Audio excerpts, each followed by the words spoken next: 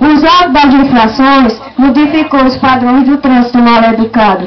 E mesmo assim, foi ou foi, tem um chofer pé de boi dirigindo esvazado.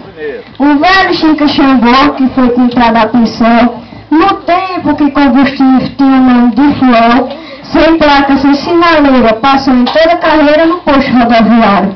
Na mesma hora o guarda ligou e no próximo posto parou o motorista arbitrário.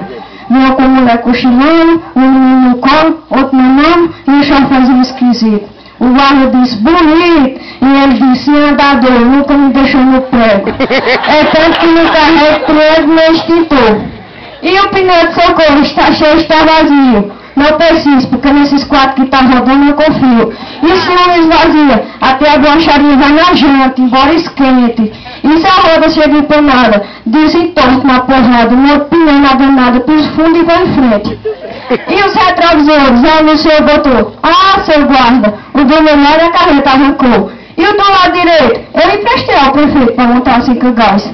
E o de dentro, eu joguei fora, que eu vou estar toda hora olhando quem vem atrás.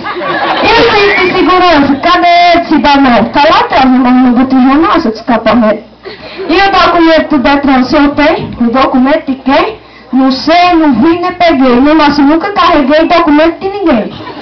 Pois vou já tirar a sua carta. Faça isso, meu amigo, que há mais de 5 anos que eu pelejo não consigo. Quando vão me apresentar para fazer a treinamento, me dá uma tremedeira que até minha fala fina. Eu acho que me ensina a dirigir sem carteira. Perguntou o guarda da manhã já bastante cabulado. Ô moça, o caridade, ele é assim engraçado? Somente quando está embriagado, como hoje eu deixei.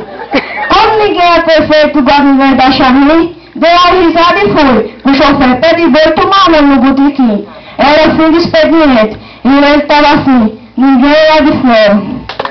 Obrigado.